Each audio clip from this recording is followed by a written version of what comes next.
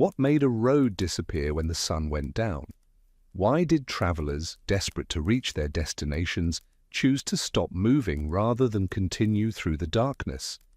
Tonight, we drift back to a time when roads existed only in daylight, when the simple act of continuing forward became a gamble no reasonable person would take. We'll walk beside those who measured their journeys not in miles covered, but in safe places found before sunset. Before we step into this quiet journey through the fading light on frontier roads, I'd like to ask a small favor. If you're settling in for this passage through history's slower hours, consider tapping the like button and subscribing to Epic Boring History, so these late-night stories can continue to find you. Leave a comment if you'd like. Tell me where you are right now, what hour you're listening in, whether it's deep night or early morning where you sit. Now perhaps dim your screen, let the sounds around you soften into background hum, and we'll begin our quiet walk down roads that ended when daylight did. Imagine yourself on a dirt track that winds through forests you cannot name, carrying goods or letters, or simply yourself toward a destination still days away. The sun has touched the western trees, and already the quality of light has changed. You are not lost, not yet.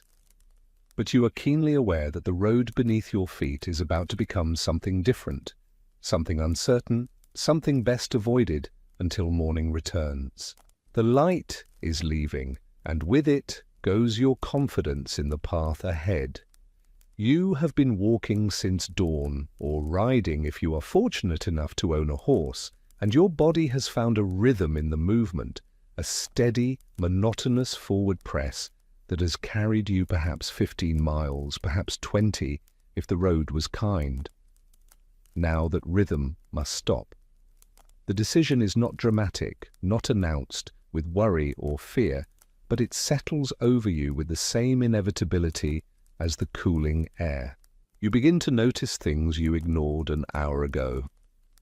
The way the wagon ruts deepen and diverge, how one path might be the main road, and another might lead nowhere useful. The trees that seemed to frame your passage now lean inward, their branches creating a canopy that swallows what little light remains. Your eyes scan the roadside for a suitable place to stop, not too close to the path itself, where anyone else traveling late might stumble upon you, but not so far into the woods that you lose sight of the road entirely. Finding your way back to this spot at dawn is its own concern. The ground is damp. It always seems to be damp, whether from yesterday's rain or this morning's dew, or simply the moisture that rises from soil that never fully dries beneath these trees. Your boots are already wet through, have been for days, and the cold has worked its way into your feet until you barely notice it, except when you stop moving.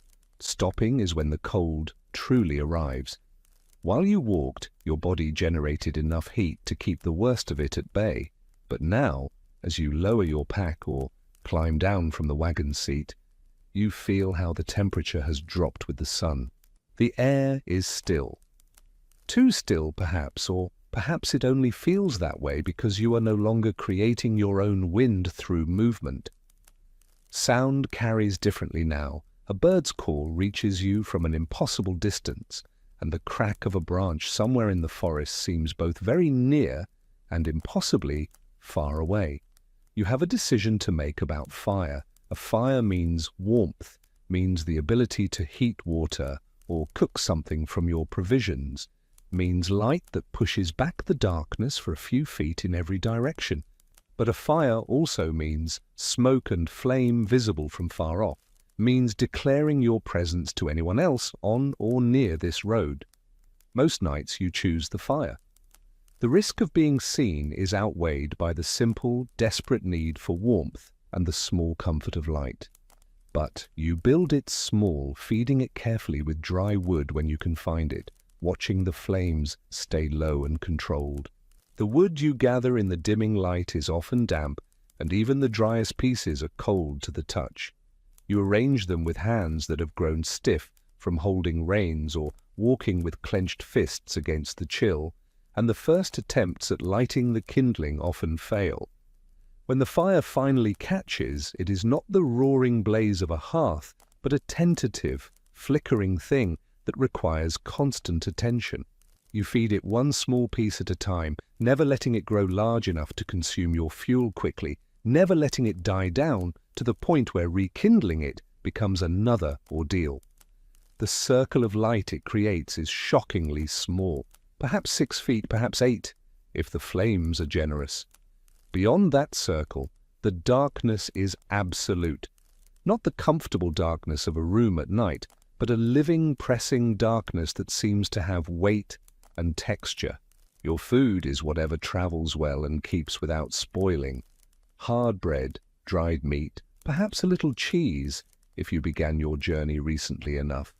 You eat without pleasure, consuming what your body needs to continue tomorrow, tasting barely anything, because the cold has numbed your tongue, and the darkness makes even familiar food feel strange. Water is a constant concern. You drink from your canteen or water skin, rationing what remains, knowing you passed a stream hours ago and may not find another until sometime tomorrow. The water tastes of leather and metal, of the container that has held it, and it is never quite enough to satisfy your thirst, but must be made to last. If you have a blanket, you wrap it around your shoulders and sit close to the fire, feeling the heat on one side of your body while the other side grows steadily colder. If you have no blanket, you pull your coat tighter and accept that you will not be warm again until morning comes and you begin moving. Sleep is what you need, but sleep is difficult to find. The ground is hard beneath you, and every root and stone makes itself known through your clothing. You shift position, trying to find some arrangement of your body that does not press painfully against the earth, but there is no comfortable configuration. The sounds of the forest at night are nothing like the sounds of day. Things move in the darkness, animals certainly, though you cannot see them and can only guess at what they might be from the rustling and cracking and occasional calls. Your mind supplies possibilities: deer, raccoons, foxes, bears. Probably deer. Almost certainly deer. But the darkness makes certainty impossible, and so you listen with every sense alert, trying to judge distance and direction from sounds alone. Your body is exhausted, but your mind refuses to release you into sleep. Every sound demands attention, requires analysis. Is that footsteps? Is that something moving closer? Is that just wind or something else?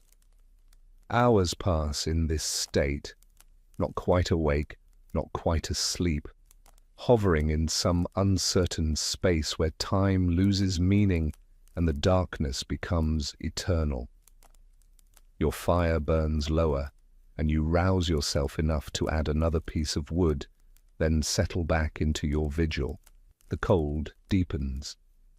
This is the coldest part of night, the hours before dawn, when the earth has released all the warmth it held from the day, and the sun has not yet returned to offer more. You pull your knees toward your chest, make yourself smaller, conserve what heat your body still produces. Your joints ache from stillness after so much movement. Your back protests the awkward position, your neck is stiff, your shoulders tight with tension you cannot seem to release. Every part of you wants to move, to walk, to generate warmth through action, but movement in darkness is its own danger. The road is still there, somewhere just beyond your small circle of firelight. But in darkness it becomes unreliable, untrustworthy. Wagon ruts that were easy to follow in daylight become traps for ankles and wheels. Fallen branches that were simple to avoid become invisible obstacles that could lame a horse or send a traveler sprawling. And the road itself, are you certain where it goes? In daylight you could see how the path curved around trees, how it followed the contour of the land, how it maintained a relatively consistent width and direction. But at night, even with a lantern, you would see only a few feet ahead, would have no sense of whether the path continued straight, or diverged, or simply ended. Stories circulate among travelers about those who tried to continue after dark. The man who drove his wagon off the road in darkness and spent 3 days extracting it from a ravine. The courier who missed a turn and added 50 miles to his journey. The family who continued through the night and arrived nowhere found themselves at dawn in a place they did not recognize with no road in sight. These stories are told quietly, without embellishment, in the tone of simple fact. They require no dramatization because the consequence speaks for itself. Time lost, resources wasted, danger invited through the simple act of refusing to stop. So you stop. Every traveler stops. The rhythm of travel in this time and place is dictated not by determination or need, but by the sun. You move while light permits, and you cease moving when darkness makes movement foolish. Your progress toward your destination will resume tomorrow. Tonight, you exist in this small space between one day's travel and the next, keeping your fire alive, keeping yourself alive, waiting for the sky to lighten and release you back onto the road. The stars, when visible through the trees, offer no comfort. They are beautiful, certainly, and on clear nights they fill the sky with their cold light. But they illuminate nothing useful, cast no light on the path ahead, offer no guidance you can follow. They are simply there, distant and indifferent to your small concerns. You think about your destination, about the inn or town or homestead that waits at the end of this journey. You calculate how many more days of this remain, 3, perhaps 4, if the weather turns. Each day the same pattern. Wake in the cold, move through light, stop when darkness threatens, endure the night. Your fingers are stiff when you flex them, the joints reluctant to bend fully. During the day you barely noticed, but now in stillness, every small discomfort announces itself. Your feet throb with a dull, persistent ache that might be simple fatigue or might be the beginning of something worse. Blisters forming, toes going numb from damp and cold. You remove your boots to check, to let your feet breathe and dry slightly by the fire, but the process is awkward and exposes your feet to cold that makes them sting. The socks, if you have socks, are damp with sweat and moisture that has seeped through leather. You hold them near the flames, trying to dry them without burning them, then pull them back on and replace your boots before your feet lose what little warmth they gained. This is the reality of travel in this time, not the adventure or romance that might be imagined from a distance, but a succession of small, grinding discomforts that accumulate over days until they become your entire world. The romance is absent when your back aches and your stomach is never quite full, and the cold has settled so deeply into your bones that you cannot remember what true warmth feels like. Your thoughts drift as you stare into the flames. You think about the people you are traveling toward, or the business that requires your presence, or the home you left behind and when you might see it again. These thoughts are not sharp or urgent. They float through your mind with the same gentle, unfocused quality as smoke rising from the fire. The night is long, impossibly long.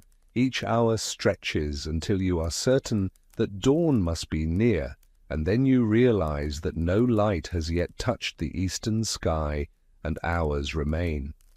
You have lost all sense of time's passage, cannot judge whether you have been sitting here for 2 hours or 5. Your body tries to sleep, despite your mind's vigilance.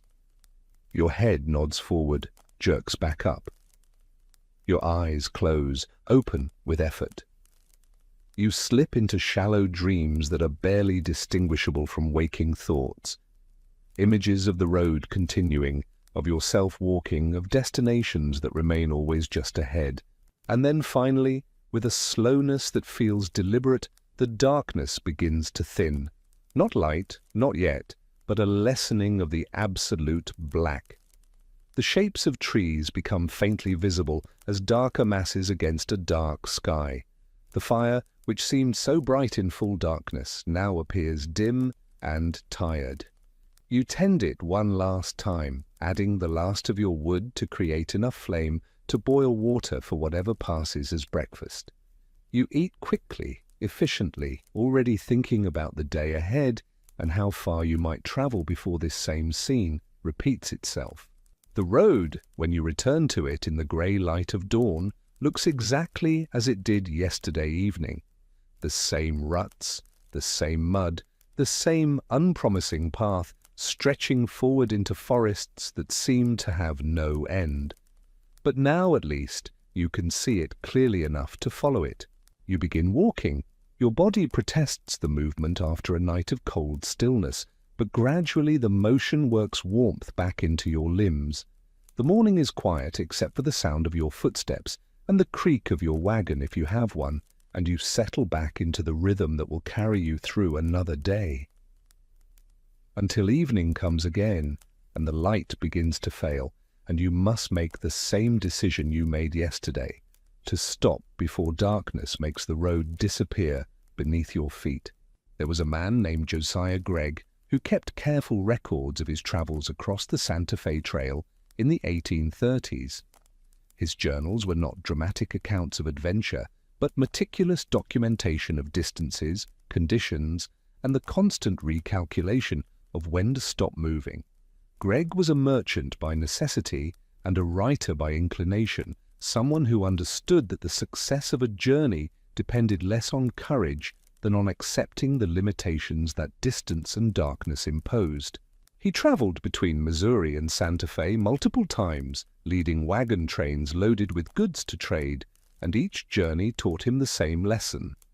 Progress was measured in safe camps made before full darkness, not in miles forced through questionable light. His first crossing, undertaken when he was still learning the rhythms of overland travel, was marked by mistakes that became teaching moments. He wrote of an evening when they had pushed too far, tried to reach a known camping spot that his calculations said should be close, and found themselves instead searching for it in deepening darkness. The wagons had slowed as visibility decreased. The oxen, uncertain of their footing on ground, they could no longer see clearly. The drivers had grown tense, aware that a wheel could break or an animal could stumble, and the progress they had gained by continuing would be lost many times over in repairs and recovery. They found the camping spot eventually, but only after an hour of moving at a pace so slow that they might as well have stopped. Gregg calculated that they had covered perhaps 2 additional miles at the cost of exhausted animals, frayed nerves, and a camp made in full darkness that left them unprepared for the night. He did not make that mistake again.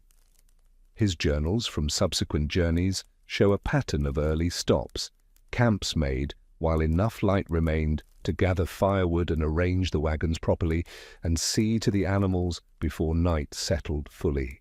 His entries are repetitive in a way that reveals the truth of travel. The same decisions made daily, the same calculations of distance versus daylight, the same acceptance that forward motion must cease when the sun dictated it must cease. There is no narrative arc to these entries, no building tension or dramatic resolution, only the steady accumulation of days measured in stops made, camps survived, mornings when travel resumed. Gregg traveled during late spring and summer when possible, timing his departures to avoid the worst of winter, but still encountering nights cold enough to make sleep difficult. He described the practice of sleeping under wagons, using the undercarriage as a roof of sorts, the wheels and axles, creating a frame that offered psychological comfort, if not actual shelter. The ground beneath the wagons was no softer than the ground elsewhere, and the space was cramped, but it created a defined space that felt less vulnerable than simply lying in the open. Other members of his wagon trains did the same, creating a camp where each person had their small territory beneath their assigned wagon. Fires were built in the center of the circled wagons when the wagons could be circled, or in careful positions when the terrain made circling impossible. The fires served multiple purposes: warmth, cooking, light enough to see immediate surroundings, and a psychological center that made the camp feel established rather than temporary. Greg noted how conversations around the fire grew quieter as darkness deepened, how men who talked freely during the day became subdued in the evening. It was not fear exactly, but a kind of watchfulness that did not permit full relaxation, an awareness that they were small and isolated in a landscape that extended in all directions beyond the reach of firelight. His descriptions of night on the trail focused less on danger than on discomfort and tedium. The hours between making camp and falling asleep were long, filled with small tasks that needed doing, and then with waiting for the body to tire enough to sleep despite the conditions. He wrote about the sounds that carried across the prairie at night: wind moving through grass, the occasional call of a coyote, the shifting of the oxen in their makeshift corral. These sounds became familiar over the course of his travels, but familiarity did not make them comforting, only expected. Sleep came in fragments, interrupted by cold or discomfort, or the simple difficulty of sleeping on hard ground after days of physical exertion. Greg described waking multiple times each night, checking the fire, checking the sky for signs of dawn, checking the position of stars to estimate how many hours remained until they could resume travel. The stars themselves became a kind of clock for him, their slow rotation across the sky marking the passage of hours when time otherwise became elastic and uncertain in the darkness. He learned to recognize specific constellations and their positions at different hours of the night, using them to gauge whether it was worth trying to sleep again or if dawn was close enough that he might as well begin the day's preparations. This astronomical timekeeping was imperfect, complicated by clouds and by his own fatigue-clouded judgment, but it provided a structure to the night that made it feel less endless. When he could identify that Orion had shifted only slightly since he last checked, he knew hours still remained. When the constellation had moved significantly, he knew morning approached. His health suffered on these journeys, as did the health of most travelers. He wrote matter-of-factly about digestive troubles, about persistent coughs, about injuries that could not properly heal because travel continued day after day. The human body, he seemed to understand, was not designed for the kind of sustained hardship that overland travel required. The constant exposure to weather, the inadequate nutrition available on the trail, the lack of proper rest, all of these accumulated into a baseline state of diminished health that every traveler simply accepted as the cost of movement. Yet he continued to travel because the trade he conducted required his presence and because stopping meant the end of his livelihood. His journals reveal a man who had no romantic notions about the trail, who knew exactly how difficult and uncomfortable each journey would be, and who undertook them anyway because the alternative was poverty. The night stops were where the cost of travel accumulated most visibly. During the day, movement provided distraction and purpose. There was always the next landmark to reach, the next mile to cover, the visible progress of landscape changing around you. But at night, there was only stillness and waiting, the slow passage of hours that brought you no closer to your destination. The psychological weight of this enforced idleness pressed heavily on travelers who measured their success in miles covered and goods delivered. Greg documented the injuries that happened despite careful stopping. A man who stepped on an unseen stone in the darkness and twisted his ankle badly enough to ride in the wagon for 3 days instead of walking. Another who cut his hand while gathering wood in dim light and developed an infection that persisted for weeks. A teamster who grew disoriented in full darkness while checking on the animals and fell into a ravine shallow enough that it had been invisible but deep enough to break his collarbone. These incidents were not dramatic, but they were consequential. Each injury slowed the group, required attention and care, reminded everyone that darkness transformed even familiar tasks into hazards. The economics of night stopping were also documented in Greg's records. Each day they did not travel was a day of consuming supplies without making progress. The animals needed to be fed, the people needed to eat, and these costs accumulated whether miles were covered or not. The wagon trains carried finite supplies, and every pound consumed without corresponding progress toward the destination reduced the margin for delays or emergencies. This created a constant pressure to maximize daylight hours, to start as early as possible and continue as late as safely possible. But Greg learned through experience that pushing too hard led to exhausted animals that needed full days of rest to recover, which cost more time than stopping earlier each evening would have cost. The oxen were particularly vulnerable to overwork, their strength enormous but their capacity for recovery limited once depleted. A team pushed too hard would begin to slow noticeably, their pace dropping from the steady plod that covered miles efficiently to a labored shuffle that barely qualified as forward movement. He developed a rhythm that his later journals show he maintained consistently: rise before dawn, prepare for travel while enough darkness remained that lamps were necessary, begin moving at first light, stop when approximately 2 hours of good light remained. Those 2 hours were used to make camp properly, to tend animals, to cook and eat and prepare for night with care rather than haste.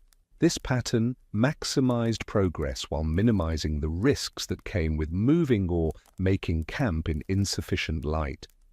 It was not dramatic or heroic, but it was sustainable. He could maintain this pace for weeks without the complete exhaustion or accumulating injuries that more aggressive schedules produced. His writings about other travelers reveal the consequences of different approaches. Groups that pushed into darkness consistently suffered more accidents, more exhaustion, more conflict among their members. The stress of navigating uncertain terrain in poor light made people irritable and carelessness on the trail could be costly. Greg observed wagon trains that arrived at Santa Fe weeks behind schedule because they had suffered preventable accidents in their haste to cover more miles each day. One group he encountered had lost an entire wagon when its wheel broke in darkness, and it tumbled into an arroyo the drivers had not seen until too late. The goods were salvageable but scattered, the wagon damaged beyond field repair, and the delay while they redistributed cargo and sent men back to the nearest settlement for a replacement wheel cost them nearly 2 weeks. Greg described meeting other wagon trains at stopping points along the trail, comparing progress and sharing information about conditions ahead. These encounters revealed that despite different starting points and different cargoes and different ultimate destinations, all groups followed essentially the same schedule, all stopped when darkness approached, all resumed at dawn. The trail itself enforced this rhythm. There were established camping spots where water was available and the ground was relatively level, and these spots were spaced roughly a day's travel apart. Groups aimed to reach these spots before darkness, and if they arrived early, they stopped anyway rather than continuing to some uncertain location beyond. The known camping spots had been used for years, worn smooth by the passage of previous travelers, the areas for fires marked by old ash, the best positions for wagons identified through collective experience. This created a kind of structure to the journey, a series of fixed points between which travel occurred. Greg could plan his trips not as continuous movement, but as a succession of these segments, each one beginning and ending at known stops. The night camps became temporary communities, places where multiple wagon trains might gather if their schedules overlapped.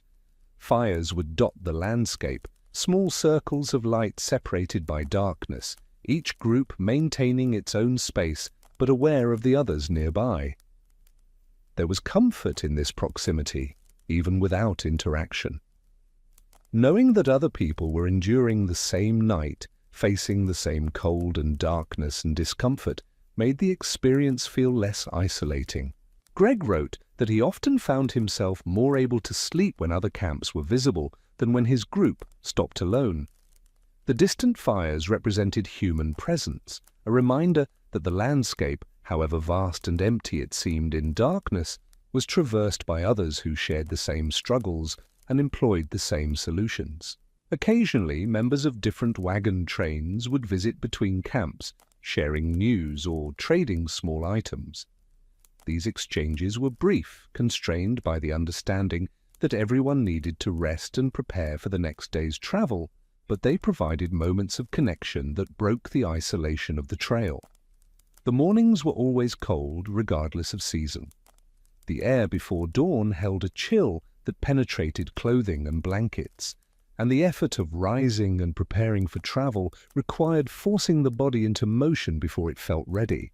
Greg described this as the worst part of each day, not the night itself, but the transition from night to travel, when every part of you wanted to stay still and conserve warmth. The first movements were painful, muscles stiff from sleeping on hard ground, fingers clumsy with cold as they struggled with the tasks of breaking camp. But motion eventually brought its own warmth, and as the sun rose and the day took shape around them, the discomfort of night began to fade into memory. The rhythm of travel reasserted itself, the creak of wagons, the steady pace of walking or riding, the landscape passing slowly by. The sun's appearance transformed everything, not just through the warmth it provided, but through the way it restored definition to the world. Features that had been invisible or ambiguous in darkness revealed themselves clearly, the path ahead evident, the terrain readable, the distance to landmarks measurable rather than guessed. Until evening approached again, and the light began its inevitable decline, and the same calculations began anew. How far to the next known stop? How much light remained? When to make the decision to cease forward progress and prepare for another night? The cyclical nature of this decision-making became so ingrained that Greg could sense the appropriate stopping time without conscious calculation, his body and mind attuned to the angle of the sun and the quality of the light. Greg's journals span years of these journeys, and the repetition in his entries is not a failure of narrative but an accurate reflection of the experience.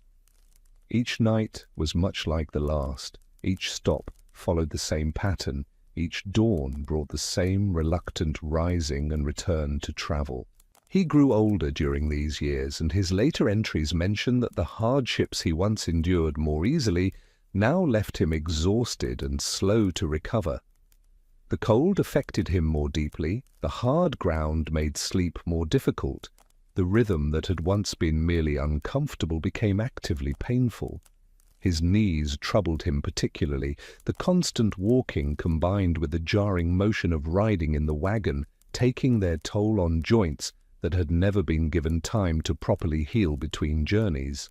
He wrote of mornings when standing required several minutes of gradual movement, his legs refusing immediate cooperation after hours spent curled beneath a wagon. Yet still he travelled because the trail connected him to markets and opportunities that did not exist where he lived. The night stops remained a necessary part of every journey, hours subtracted from progress, but essential for survival. The goods he traded, textiles, tools, manufactured items from the eastern states, could only reach the markets of Santa Fe by being hauled across the prairie, and someone had to do that hauling. The alternative was to abandon the trade entirely to accept a smaller, more limited life constrained by whatever could be produced or acquired locally. In his final years of active trading, Greg wrote with a kind of weary acceptance about the night camps. He no longer described them with the observational curiosity of his earlier journals, but simply noted them as facts, camped at such and such location, weather clear, resumed at dawn. The reduction of language mirrored the reduction of energy. He had nothing new to say about the experience because the experience had not changed. Only his capacity to endure it had diminished. The stops were the same stops, the darkness the same darkness, the cold the same cold he had felt on his first crossing decades earlier. When he finally ceased traveling the trail, it was not because he had conquered it or mastered it, but because his body could no longer sustain the repetition. The journey had not become easier through experience. He had simply accumulated enough knowledge to minimize its costs while accepting that those costs would always be extracted. His journals ended without drama, without a final grand journey or a reflective summary of what he had learned. They simply stopped, the way each day's travel stopped when darkness made continuing impossible. The abruptness of this ending was itself revealing, suggesting that Greg saw no particular significance in the cessation of his travels beyond the practical fact that he could no longer undertake them. There was no sense of completing something, only of reaching the point where continuation became impossible. Other travelers left similar records, though few as detailed as Greg's. Letters home, diary entries, occasional published accounts, all describing the same pattern of movement and stopping, the same rhythm dictated by light and darkness. A woman traveling with her family toward Oregon Territory wrote about the evenings when her children would ask how much farther they had to go, and she would have no answer to give them except that tomorrow they would travel again. Progress was invisible from inside the journey. Only in retrospect, looking back at weeks of these small daily advances, could distance be measured. She described how the children adapted to the routine more easily than the adults, accepting the pattern of stop and start as natural rather than questioning why they could not simply continue until they arrived. For the children, each camp was its own small world, complete and sufficient, not a pause in something larger. They found ways to make the evening stops into something resembling normalcy, claiming particular spots around the fire as their own, developing small rituals around the preparation and consumption of the simple meals that could be cooked over open flames. The children's ability to find contentment in these moments both comforted and troubled her. Comforted because they were not suffering as acutely as she had feared. Troubled because it meant they were becoming accustomed to this hard, transient life. The adults carried the burden of understanding how far remained, how many more nights would be spent on the ground, how many more mornings of forcing cold bodies into motion. This knowledge did not make them better travelers, only more aware of what they were enduring. Her husband kept his own tally of miles covered and miles remaining, a calculation he repeated each evening as they made camp. She noticed that he stopped sharing these numbers with her after the first weeks, recognizing perhaps that the information provided no comfort, only a clearer sense of how long their ordeal would continue. A military courier traveling between frontier forts kept terse records that revealed efficiency born from repetition. His entries noted only the essential facts: departed at dawn, reached such and such creek by midday, made camp at X location, resumed at first light. The stops were functional, stripped of commentary, simply a thing that had to be done. But even in these bare facts, the pattern was visible, the regular stopping, the timing that prioritized arriving at camps with enough light to see clearly, the acceptance that messages would arrive when they arrived and no amount of night travel would significantly change that timeline. The courier's journal contained occasional notations about delays, weather that prevented travel, a lame horse that required rest, illness that kept him in camp for extra days. These interruptions were recorded with the same emotional neutrality as the successful travel days, suggesting a mindset that accepted both progress and setback as equally inevitable components of his work. His route was regular enough that certain camping spots appeared repeatedly in his entries, marked by the same landmarks. Camp at the Bent Cottonwood. Stop at Three Rocks Creek. Made camp at the burned wagon site. These locations became as familiar to him as the rooms of a house, places he returned to again and again, each visit essentially identical to the previous one. A minister, traveling a circuit between scattered settlements, wrote about using the evening stops for prayer and reflection, trying to make something meaningful from the enforced stillness. He described how his thoughts during these hours turned toward theological questions about the relationship between time and purpose, about what it meant to spend so much of life waiting for dawn. His reflections did not bring him any conclusions, only more questions. The night stops became a kind of meditation, though not the peaceful kind, rather a meditation on discomfort, on the body's limitations, on the vast distance between where he was and where he needed to be. He tried to frame the experience in terms of spiritual discipline, to see the hardship as a form of mortification that might bring him closer to understanding divine will. But honesty compelled him to admit in his writings that mostly he just felt cold and tired and wished to be somewhere else, and that these feelings seemed to have no particular spiritual significance beyond revealing his own weakness. The settlements he served were too far apart for him to stay in any one place and too small to support a resident minister. His circuit required weeks to complete, visiting each small community of believers just often enough to perform baptisms, marriages, and funerals before moving on to the next. All these accounts, different in their details and purposes, converged on the same essential truth. Night ended travel, and travel resumed with light. The roads existed only in daylight. In darkness, they became uncertain territory best avoided. The rhythm of stopping shaped not just the logistics of travel, but the psychology of it. You could not think of a journey as a continuous line from origin to destination, but had to break it into segments, each one beginning and ending at a stop. The journey was not one thing, but many things, a series of days separated by nights that interrupted continuity. This fragmentation made it difficult to maintain a sense of sustained purpose.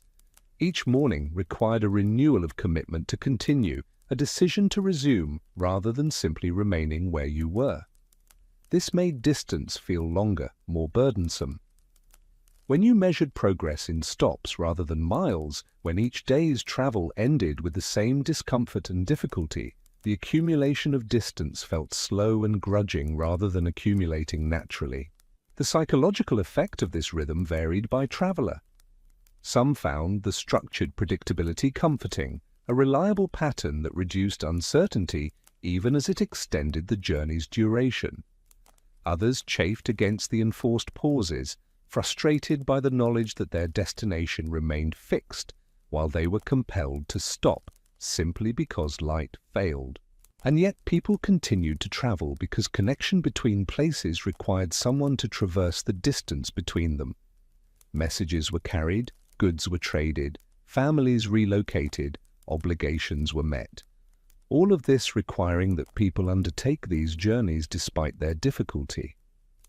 The alternative was isolation, settlements cut off from each other, knowledge and goods and people confined to wherever they happened to be. The trail, with all its hardships, represented connection, difficult, costly connection, but connection nonetheless. The night stops were where the cost of this connection became most visible, where the price of moving between places was paid in cold and discomfort and lost sleep. But the payment was made, night after night, by every traveller on every road. The cumulative effect of these payments was a kind of debt carried in the body, chronic fatigue, persistent minor ailments, the premature aging that hard travel imposed on those who undertook it regularly. Greg's later photographs show a man who looked older than his years, his face weathered by exposure, his posture suggesting the permanent stiffness that came from too many nights on hard ground. Until morning came and the payment paused and the rhythm of travel resumed its daytime pattern. The dawn represented not rest earned but a temporary reprieve from one form of hardship, exchanged for the different hardship of forward movement. The cycle continued day after day until either the destination was reached or the capacity to continue was exhausted. For most travelers, the destination came first, allowing them to tell themselves they had succeeded, that the journey had been worth its costs. But the memory of the night stops remained, a visceral understanding of what travel required that could not be forgotten or romanticized. Those who traveled the trail once often chose never to travel it again if they could avoid it, and those who traveled it repeatedly did so out of necessity rather than desire. Greg's account of the Santa Fe Trail stands as one of the most complete records we have of what overland travel meant in practical, daily terms. His meticulous documentation of the mundane, the stopping times, the camping routines, the small injuries and persistent discomforts provides a corrective to the more dramatic narratives that dominated popular accounts of Western travel. Where others wrote of adventure and danger, of hostile encounters and dramatic landscapes, Greg wrote about calculating when to stop moving. Where others emphasized the heroic aspects of overland travel, he emphasized its tedious, repetitive, uncomfortable reality. This difference in perspective reflects not cowardice or lack of imagination, but a clearer-eyed understanding of what made a journey successful. The dramatic moments were rare and often disastrous. The mundane decisions, repeated correctly day after day, were what allowed travelers to reach their destinations intact. The night stops embodied this principle. They were not exciting, not memorable in themselves, not the stuff of adventure stories, but they were essential, and getting them right meant the difference between arriving safely and not arriving at all. In this sense, Greg's focus on the night stops was not a failure to recognize more dramatic aspects of trail life, but a recognition that survival depended on managing the undramatic successfully. The trail killed people not through spectacular disasters, but through accumulated small failures, pushing too hard, stopping too late, failing to prepare adequately for the night. His journals teach that distance was not conquered through daring, but through sustainable routine, not through heroic effort, but through the patient acceptance of limitations. The 2 hours of remaining light dedicated to making proper camp, repeated hundreds of times across multiple journeys, represented more practical wisdom than any single dramatic decision could embody. The modern reader, accustomed to travel measured in hours rather than weeks, may find Greg's journals almost incomprehensible in their focus on stopping. Why document so carefully the decision to cease moving? Why devote so much attention to the arrangements of a temporary camp? But these questions emerge from a context where movement is easy and stopping optional. In Greg's world, movement was difficult and stopping mandatory, and the quality of one's stops determined whether one survived to reach the destination. The night stops were not interruptions to the journey, but essential components of it, as much a part of travel as the miles covered during daylight. Understanding this requires imagining a world where darkness meant genuine blindness, where continuing to move meant accepting risks that could end not just the journey, but life itself. Greg understood this world not as concept, but as lived experience, and his journals preserve that understanding in its most practical form. They tell us not what it meant symbolically to travel across the prairie, but what it meant actually, what it required of the body, what decisions had to be made, what costs accumulated. The value of such an account lies precisely in its resistance to drama, its refusal to transform hardship into adventure or suffering into meaning. The night stops were cold and uncomfortable and tedious, and Greg's willingness to record them as such, repeatedly, without searching for larger significance, gives us access to historical truth that more literary accounts obscure. We learn from his journals that most of overland travel consisted of enduring rather than achieving, of managing discomfort rather than overcoming obstacles, of making the same careful decision to stop day after day until finally the destination was reached and the stopping could end. This knowledge changes how we understand the settlement of the American West, revealing it not as a story of conquest, but as an accumulation of endured nights, not as triumph of will, but as patient submission to necessity. The trail was crossed not because people were brave, but because they were willing to be uncomfortable for weeks at a time, not because they loved adventure, but because they needed what waited on the other side badly enough to pay the price of getting there. Greg paid that price many times, documenting the payment in journals that strip away myth to reveal the mundane foundation on which westward expansion actually rested. His legacy is not dramatic, but it is true, and truth about the past is rare enough to value highly. The night stops continue in his pages, marking time, measuring cost, recording the patient endurance that made connection between distant places possible. His journals end, but the pattern they document extended beyond his life, continued by other travelers on other trails, the same rhythm of movement and stopping repeated wherever distance had to be crossed without the benefit of speed. And in each of those stops, in the cold and the darkness and the waiting for dawn, the actual price of distance was paid night after night, until finally the journey was complete or the traveler could continue no longer. This was the truth Greg recorded, and it remains true, unchanged by time or distance from the experiences he documented. There is something almost archaeological about the places where travelers stopped for the night, layers of presence accumulated over years, decades, centuries. The same camping spots were used again and again, marked not by signs or structures, but by their position along the road, by the presence of water or shelter, by some quality that made stopping there feel natural. These places can still be found if you know what to look for.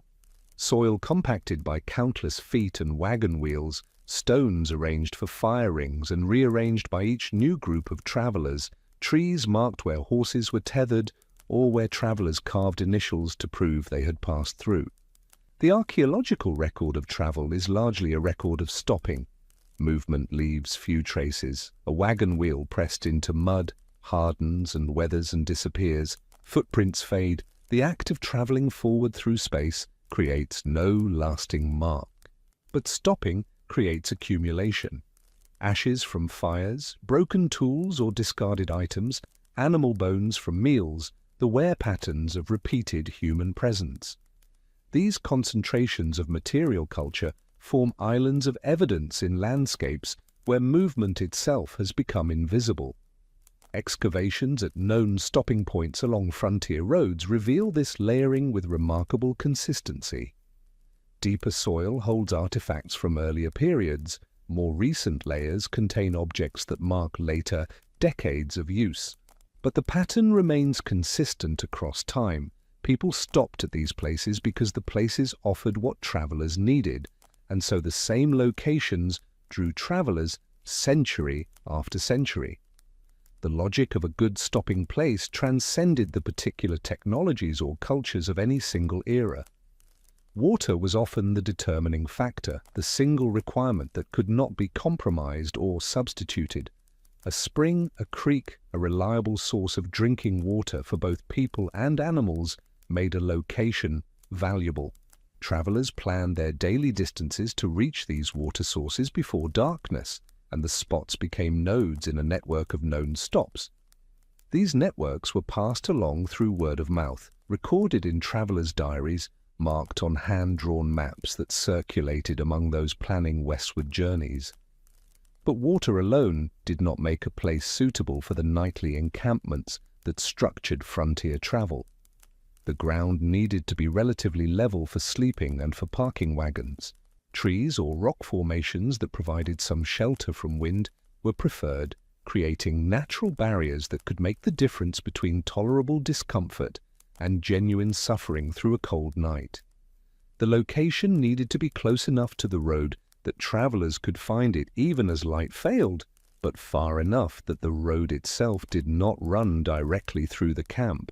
These requirements created a specific geography of stopping, not random points along the road, but carefully selected locations that met multiple criteria. A place might have good water but terrible exposure, excellent shelter but difficult access, level ground but no protection from prevailing winds. Over time, as more travelers used these spots, the locations became established through use rather than through any official designation. The accumulation of ash from fires, the clearing of underbrush, the paths worn between the road and the water source, all of these modifications made the sites more recognizable and more functional with each successive group of travelers. Indigenous peoples who lived in these regions had their own understanding of night travel, developed over generations of moving through landscapes they knew intimately. Their knowledge was different from that of the settlers and traders who followed roads. It was knowledge of terrain itself, of how to read the land in darkness, of which routes could be navigated safely when light failed. But even with this deeper knowledge, the pattern of stopping remained. Movement at night was not impossible, but it required conditions most journeys did not provide: familiarity with the specific terrain, clear skies for navigation by stars, compelling reason to travel rather than wait for dawn.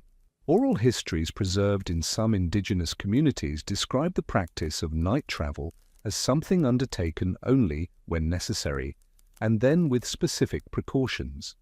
Travelers would move slowly, test each footfall, remain constantly aware of their surroundings through sound and sensation rather than sight. The techniques described in these oral traditions reveal sophisticated understanding of how human perception operates in darkness. Eyes could be trained to detect subtle variations in shadow, to distinguish between the darkness of open space and the darkness of solid obstacles, but this required patience and practice that few possessed. These stories also contain warnings about the dangers of night movement, the ease of becoming disoriented, the impossibility of seeing hazards, the way darkness transformed familiar landscape into uncertain territory. The warnings were practical rather than supernatural, based on accumulated experience of what could go wrong when movement continued after vision failed. The consistency of these warnings across different tribal traditions and different geographical regions suggests they arose from genuine repeated experience rather than from superstition. When similar lessons appear in communities separated by hundreds of miles, spoken in different languages, embedded in different cultural frameworks, it indicates a common underlying reality to which all these groups responded. European settlers arriving in these regions brought their own beliefs about night travel, shaped by traditions from their homelands. Many of these beliefs carried elements of superstition. Crossroads were considered dangerous places to linger after dark. Certain hours of night were thought to be more perilous than others. Specific landmarks were associated with disappearances or misfortune. These beliefs were rarely articulated as superstition by those who held them, but rather as practical wisdom. Avoid crossroads because they are confusing in darkness, and you might take the wrong path. Avoid the hours before dawn because they are coldest, and you are most vulnerable. Avoid certain landmarks because they are associated with difficult terrain or unreliable conditions. Whether the reasoning was supernatural or practical, the result was the same. Travelers stopped and waited for light rather than continuing through darkness. The beliefs reinforced the behavior that safety already demanded, creating a cultural consensus that transcended any single rationale. Even skeptics who dismissed supernatural explanations found practical reasons to follow the same patterns, and even those with practical objections found their concerns validated by traditional wisdom. Lanterns and torches existed, of course. Travelers carried them. But the light they provided was severely limited. A lantern might illuminate a circle of ground 10 feet across, perhaps less if the night was windy or the fuel was poor. Beyond that circle, darkness remained complete. Walking with a lantern created a small bubble of visibility that moved with you, but it also destroyed your night vision, making everything outside that bubble seem darker by contrast. Your eyes, adapted to the bright flame, could not see the subtler variations of darkness that might otherwise have been visible. The pupil constricted in response to the flame, reducing the eye's ability to gather what little ambient light the night sky might provide from stars or moon. And a lantern announced your presence to anyone or anything that might be watching. The light was visible from far greater distance than it could project useful illumination. A moving flame on a dark road could be seen from half a mile away or more, marking the traveler's position and progress. This created vulnerability that some travelers found more concerning than the darkness itself. In regions where banditry was common, or where tensions between different groups ran high, the decision to travel with visible light became a calculation of comparative risks rather than a simple choice between illumination and darkness. Some travelers preferred to move without light, allowing their eyes to adapt to darkness and relying on the faint illumination of stars or moon when available. This permitted better awareness of surroundings and made them less visible to others, but it also meant moving very slowly and accepting that much of the terrain was simply invisible. Neither approach made night travel truly safe or efficient.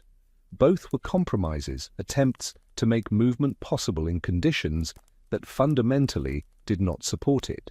And both approaches travelers learned through experience were inferior to simply stopping until daylight returned. The lessons were often learned the hard way, through falls, through becoming lost, through encountering obstacles that daylight would have made easily avoidable. The archaeological evidence includes the lanterns themselves, broken remains of tin and glass, rusted metal frames, fragments of the tools travelers carried, hoping they might extend the useful hours of each day. These artifacts are found at camping sites rather than along roads, suggesting they were used primarily for making camp and for light around the fire, not for extending travel into darkness. The pattern of their distribution tells a story about how light was actually used in frontier travel. Lanterns cluster around fire rings, suggesting they were employed for tasks around the camp, preparing meals, tending to animals, organizing supplies, rather than for continuing movement along roads. Some stopping places developed into something more permanent over time. Inns were established at locations where travelers regularly stopped, offering beds and meals and shelter for a price. These inns were always spaced roughly a day's travel apart, positioned at the natural stopping points that travelers had been using before any structure existed. The innkeepers who established these businesses recognized patterns that had been created by accumulated traveler behavior, and they positioned their enterprises to serve needs that already existed. The presence of an inn did not change the basic pattern.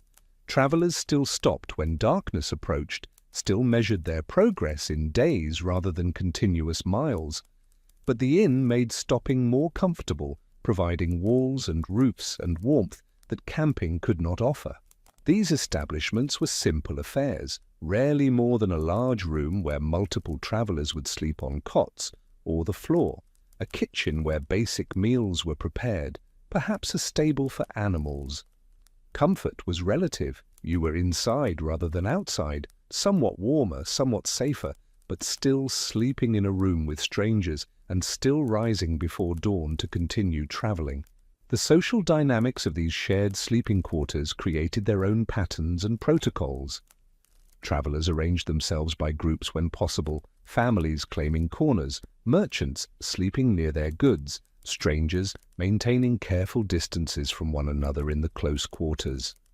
The inns themselves became landmarks, points by which distances were measured. 2 days from Miller's Inn meant something specific to anyone who traveled that road. Approximately 40 miles, depending on conditions, broken into 2 segments of roughly equal length. Between inns, travelers relied on established camping sites or found their own stopping places when necessary.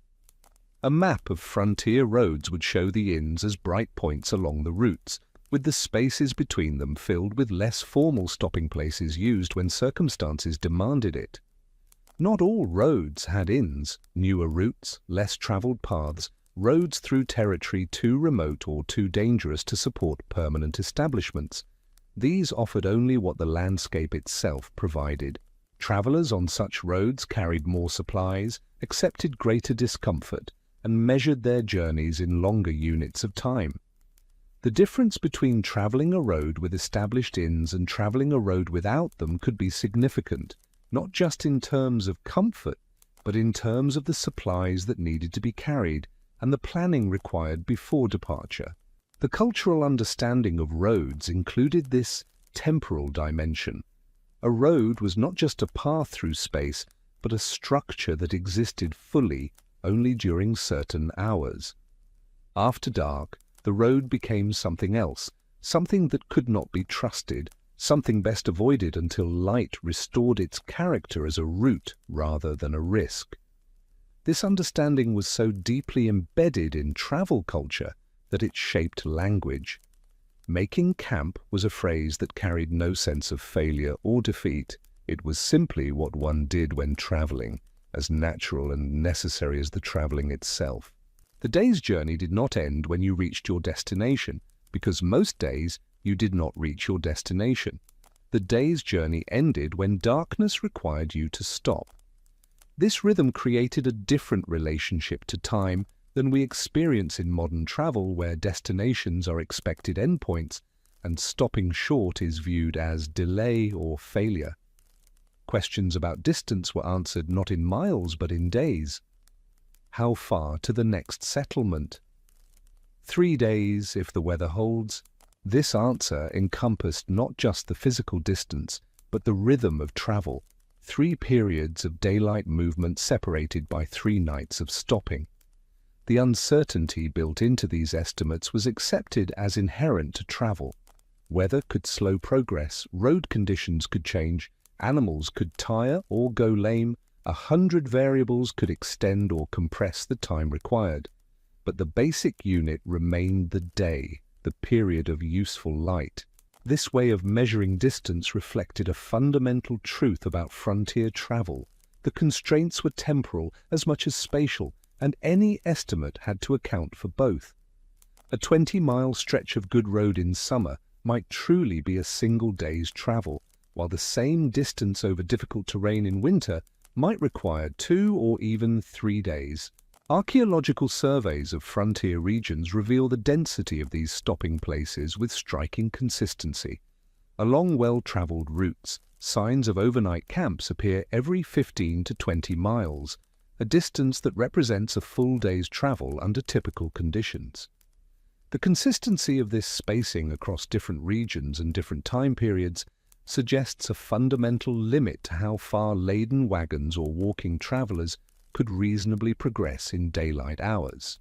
This limit was not arbitrary but emerged from the physical capabilities of humans and draft animals, combined with the number of useful hours that daylight provided across seasons.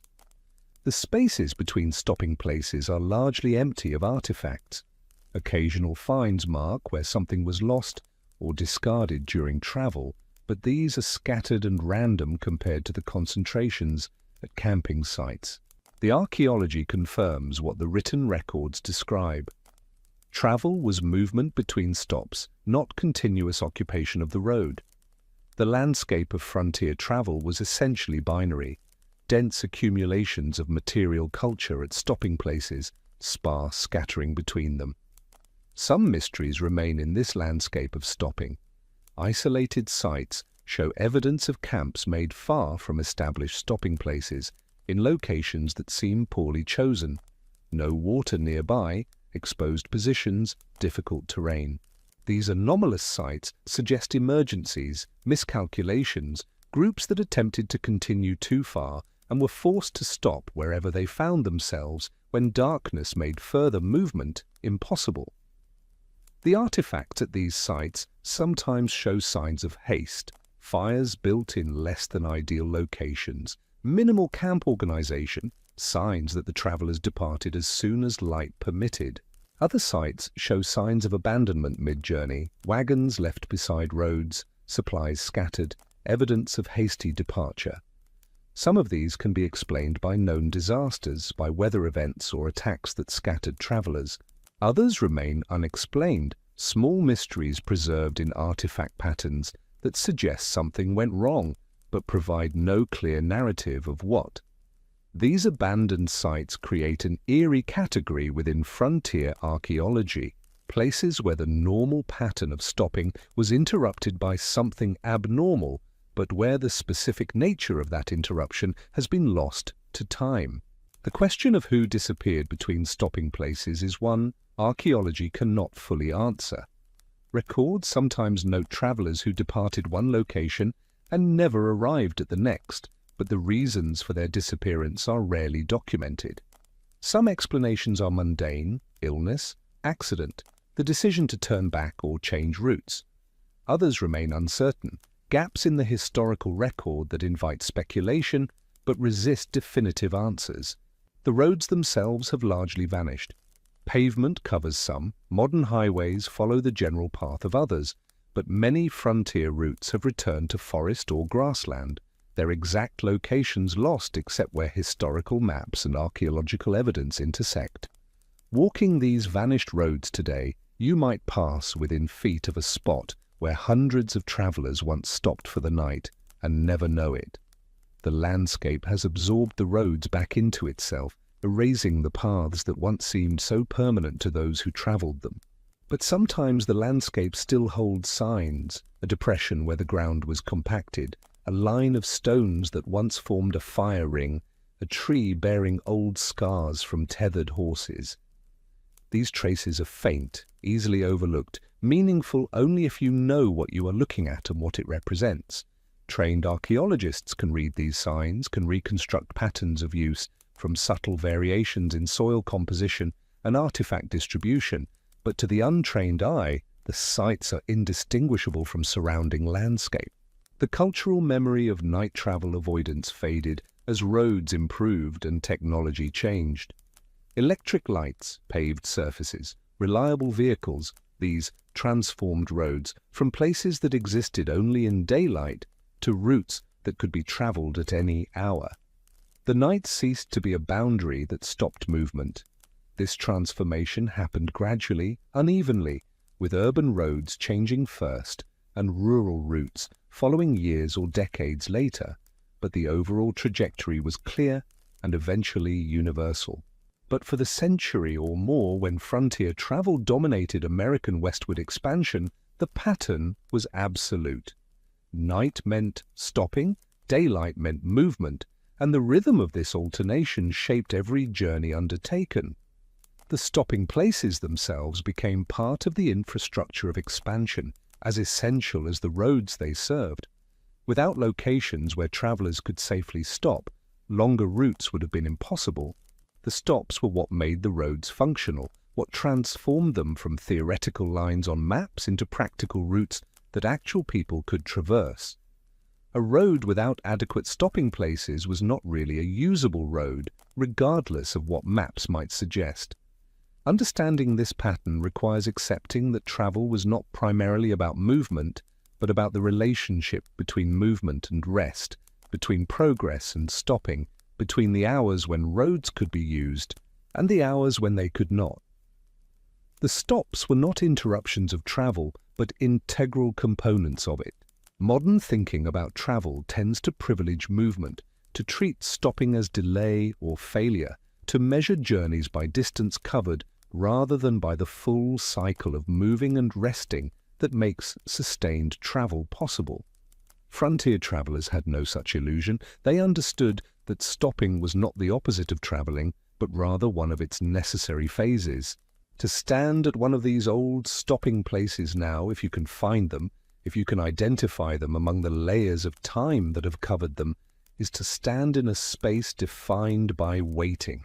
Not dramatic waiting, not waiting filled with fear or anticipation, but simple waiting for dawn, for light, for the road to become visible and trustworthy again. The darkness that made these places necessary still falls each night, still transforms visibility and certainty into obscurity and doubt. But we no longer stop when it comes, no longer accept its authority over our movement.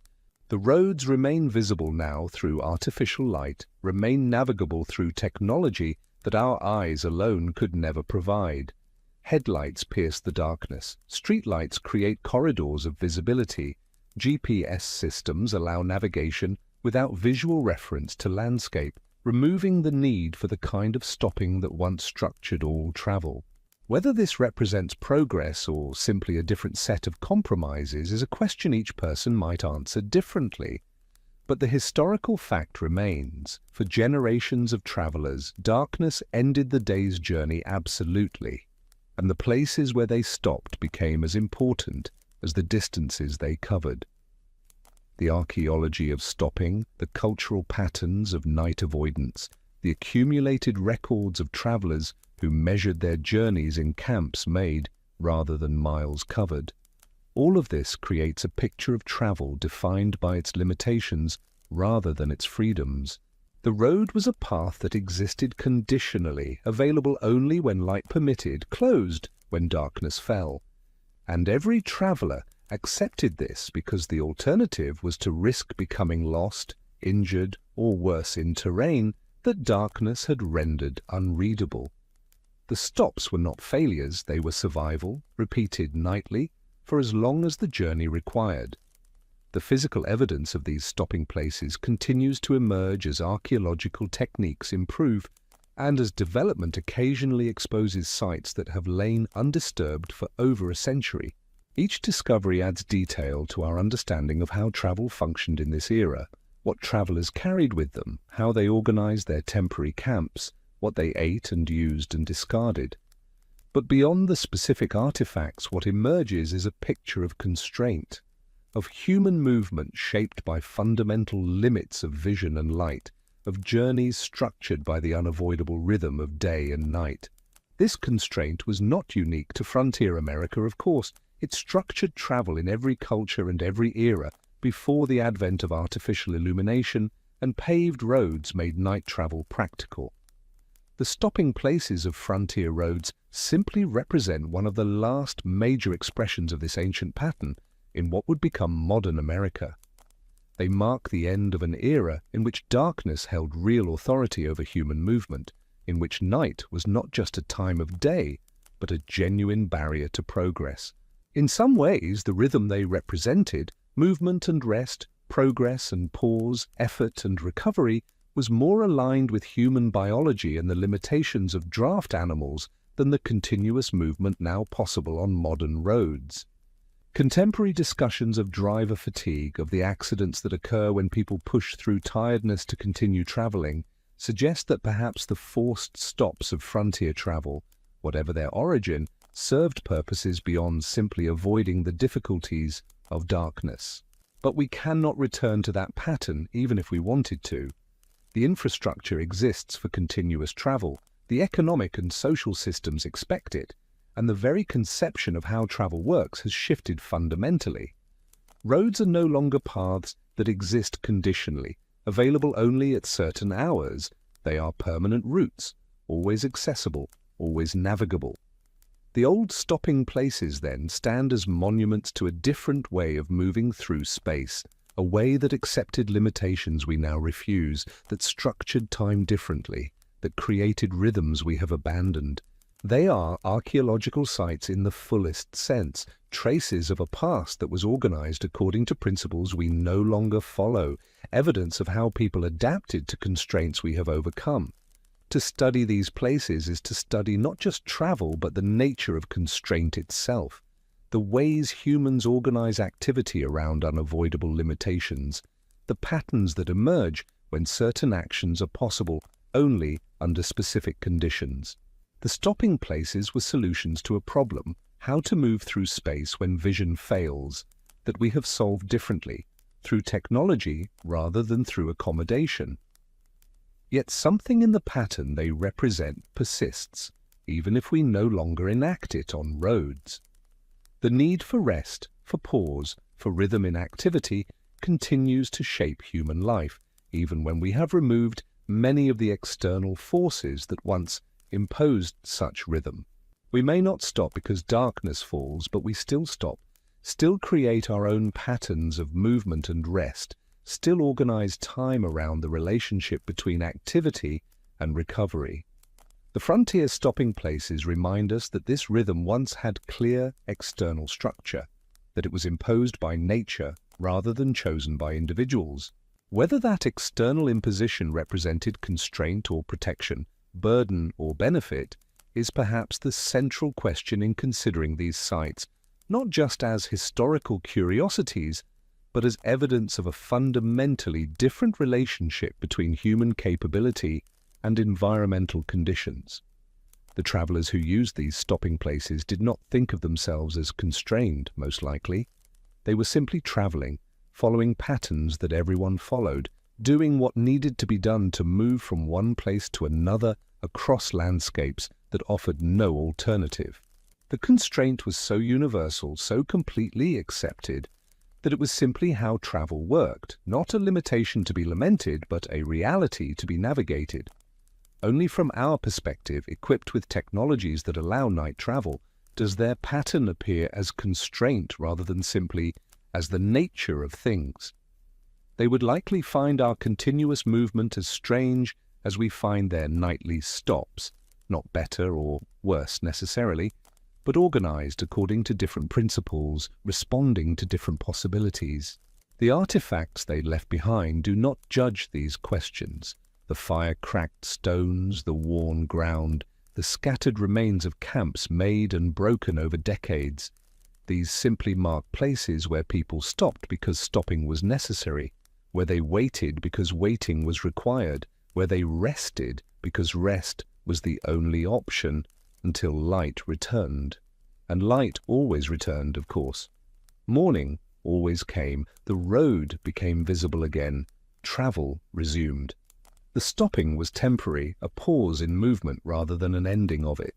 But it was necessary temporary stopping, imposed by conditions that could not be negotiated or overcome, and so it structured every journey into a series of movements and stops, daylight progress and darkness waiting, covering ground and making camp. This rhythm was travel in that era, not an obstacle to travel, but its fundamental nature. The places where that rhythm played out, where the stopping happened night after night, remain in the landscape even when we cannot see them, even when they have been covered by forest regrowth or ploughed under by agriculture or buried beneath modern development. They are there still, layers of human presence accumulated over years of nightly stops, archaeological records of a pattern we no longer follow, but which structured movement for generations. To understand them is to understand something about human adaptation, about how people accomplish necessary tasks within real constraints, about the patterns that emerge when certain conditions, in this case, the need to travel and the limitations of human vision, intersect. They are ultimately evidence of problem solving. Travelers found solutions that worked, created patterns that allowed movement across significant distances despite genuine obstacles, and repeated these solutions so consistently that they left traces we can still identify today.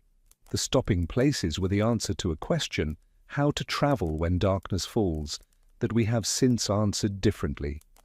But both answers, stopping and waiting versus continuing with artificial light, represent human responses to the same underlying challenge. The frontier travelers solved it with patterns of rest and resumption. We solve it with technology that removes the need for those patterns. Neither solution is self-evidently superior, they simply represent different balances between different priorities and different available tools. What remains constant is the underlying challenge itself. Moving through space requires dealing with the cycle of light and darkness, with the difference between what is visible and what is not. Frontier travelers dealt with it by stopping. We deal with it by creating our own light. The old stopping places mark where one solution was enacted, repeatedly and necessarily, for as long as that solution was the only practical option available. And they remind us, if we can find them and read their signs, that patterns we now take for granted, continuous travel, movement independent of natural light, distance measured in miles rather than days, represent choices made possible by specific technologies rather than inevitable features of how travel must work. For most of human history, in most places and most circumstances, travel meant stopping when darkness fell, and the places where that stopping happened were as essential to the journey as the roads themselves. Not everyone stopped when darkness came. There existed a small category of travelers who continued moving through night hours, who treated the road as something that could be used regardless of light, who had access to resources that transform darkness from an absolute barrier into a manageable difficulty. These were not people of greater courage or skill, but people whose position granted them advantages that ordinary travelers did not possess. The difference was not in the travelers themselves, but in the systems that supported them. Military couriers carried messages between forts and outposts on schedules that sometimes demanded night movement. They traveled alone or in pairs, moving fast on horseback, carrying dispatches that commanding officers had deemed urgent enough to justify the risks of darkness. These riders had several advantages that civilian travelers lacked. They knew their routes intimately, having ridden the same paths repeatedly until every landmark and turn was memorized. They carried minimal supplies, prioritizing speed over comfort, accepting hardship as part of their duty. Their saddles were equipped with specialized pouches designed to keep documents dry and secure, and their horses were selected for stamina and reliability rather than appearance. Most importantly, they had destination points where they would be received regardless of when they arrived. A fort or military post remained staffed through the night, gates could be opened for expected arrivals, and the courier knew that reaching their destination meant shelter, food, and rest. But even these military riders stopped when possible.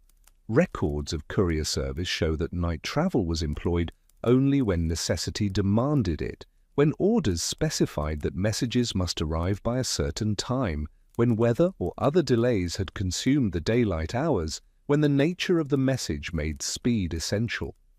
The courier's journals, when they kept them, described night riding as exhausting and disorienting even on familiar routes. The landmarks they relied on in daylight became difficult to identify in darkness. The horse moved more cautiously, uncertain of footing, requiring constant guidance from the rider.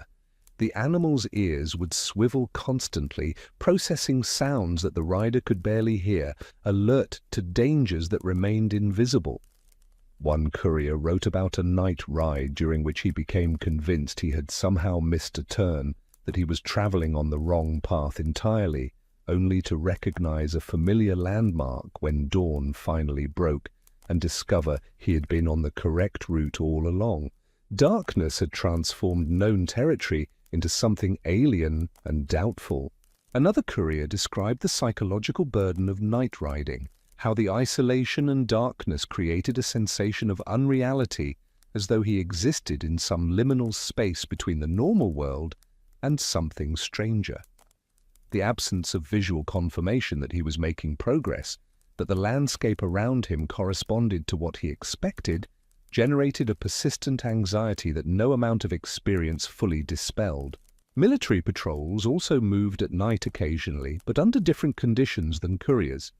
Patrols traveled in groups, heavily armed, following specific orders about where to go and what to watch for. Their night movement was tactical rather than routine, undertaken when surveillance or positioning required it.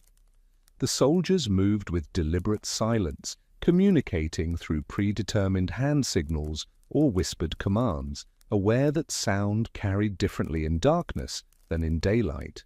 These patrols created their own form of stopping. They would halt frequently, maintaining silence, listening for sounds that might indicate other movement in the darkness. Their progress through night hours was measured in these pauses as much as in forward motion, and they often covered less distance at night than they would have in an equivalent period of daylight. The sensory discipline required for night patrol work was considerable. Soldiers learned to distinguish between the sounds of wind in branches and the sounds of human movement through undergrowth, between animal activity and potential threats. They learned to let their vision adjust fully to darkness, avoiding looking directly at their own campfires or lanterns for hours before a night patrol.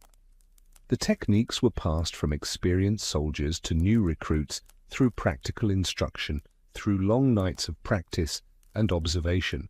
The military infrastructure that supported these movements was extensive.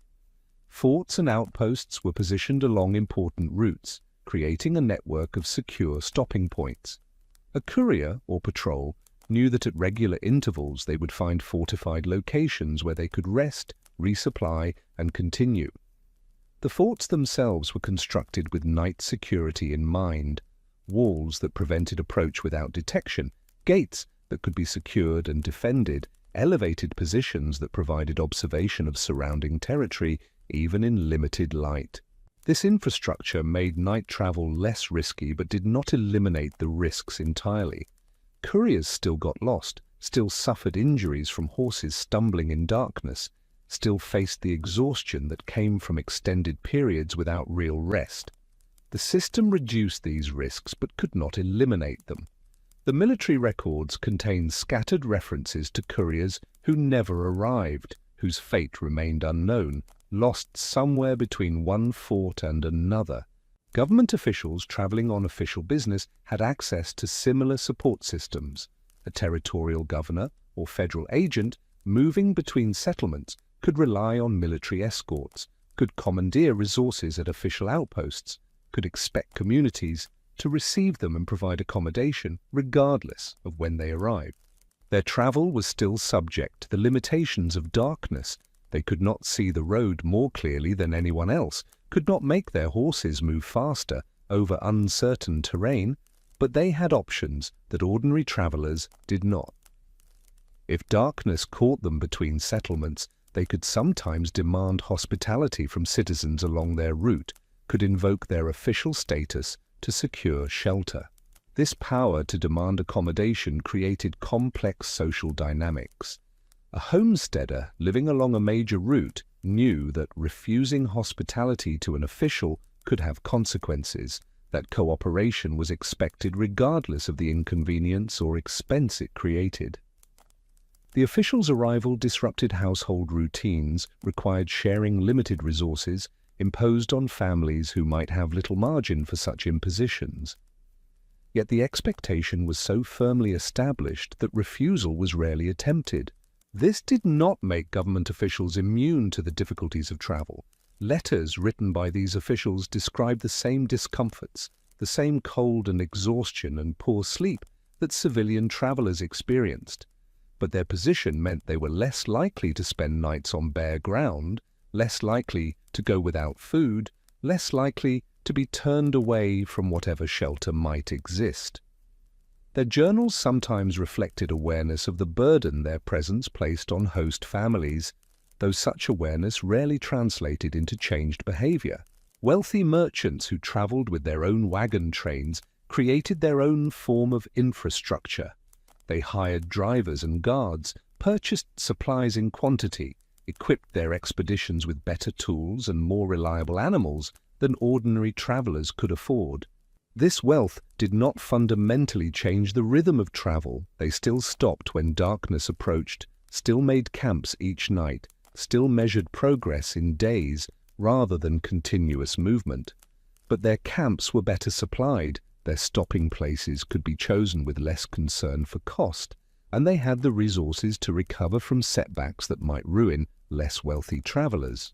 A wealthy merchant might hire guides who knew the routes intimately, who could identify the best stopping places and navigate to them even in marginal light. They might equip their camps with better tents, more blankets, higher quality food. These advantages did not eliminate discomfort, but they reduced it to a level that was more bearable. The tents kept out rain and wind more effectively. The blankets provided genuine warmth rather than minimal protection. The food offered nutrition and variety rather than mere sustenance. The difference was visible at shared stopping places where multiple groups camped. The wealthy merchant's camp would have more fires, better shelters, guards posted through the night. The ordinary traveler's camp would be sparse and vulnerable by comparison. Sometimes these camps existed within sight of each other, creating a stark visual representation of social inequality. Abundant resources on one side, minimal provisions on the other, separated by perhaps 50 yards of ground, but by an unbridgeable gulf of economic circumstance. This inequality was accepted as natural by most people of the time.